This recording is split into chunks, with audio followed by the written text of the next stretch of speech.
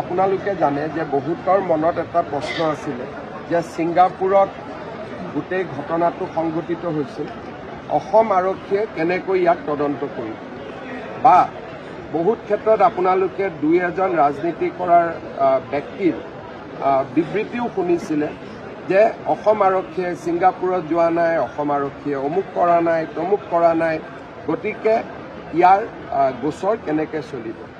মই তেতিয়া মাত মতা নাছিলোঁ কাৰণ তদন্ত চলি আছিলে। ভাৰতীয় ন্যায় সংহিতা আৰু BNSS এটা ধাৰা আছে যাক 208 বুলি কয়।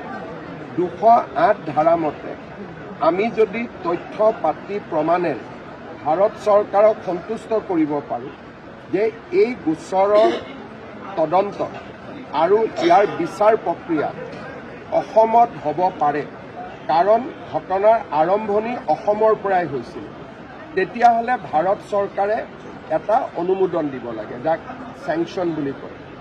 যদি চেংচন দিয়ে গোচৰটো আমি তৰিব পাৰিম আৰু চেংচন নিদিলে আমি গোচৰটো কোৰ্টত লৈ যাব নোৱাৰিম। আমাৰ SITয়ে যিখিনি তথ্য পাতি ইতিমধ্যে সংগ্ৰহ কৰিলে সেই তথ্য পাতিৰে আমি ভাৰত চৰকাৰক সন্তুষ্ট কৰিব পাৰিছোঁ যে এই গোচৰৰ বিচাৰ অসমত হ'ব লাগে আৰু এই গোটেই ঘটনাৰ উৎস বা অৰিজিন ই অসমৰ পৰা আৰম্ভ হৈছে। ভাৰত চৰকাৰে আমাৰ কাগজ পত্ৰ যোৱা 7 দিন ধৰি পৰীক্ষা কৰিছে আৰু গোটেই কাগজ পত্ৰ পৰীক্ষা কৰাৰ পিছত আজি ৰাতিপুৱা গৃহমন্ত্ৰী অমিত শ্বাহ ডাঙৰীয়াই নিজে ফাইলত চহী কৰি চেংচন অনুমোদন জনাইছে আৰু এক ডেৰ ঘণ্টা আগতে চেংচনৰ কপিও আমাৰ হাতত আহি পৰিছে।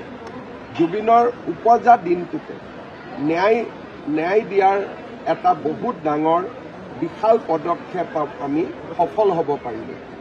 এতিয়া এই চেংচনৰ আধাৰত 15টা দিন বা 20টা দিন, মোৰ মতেদি খুব বেছি 10 ডিচেম্বৰ তাৰ আগতেই আমাৰ SITয়ে আদালতত গোচৰ তৰিব আৰু 208 BNSSত আমাৰ অনুমোদন থকাৰ কাৰণে আদালতে আমাক ট্ৰায়েললৈকে যোৱালৈকে আমাক প্ৰশ্ন কৰিব নোৱাৰিব, কাৰণ আমি যিটো আইনৰ ৰিকুৱাৰমেণ্ট বা প্ৰয়োজনীয়তা তাক আমি পূৰণ কৰিব পাৰিছোঁ।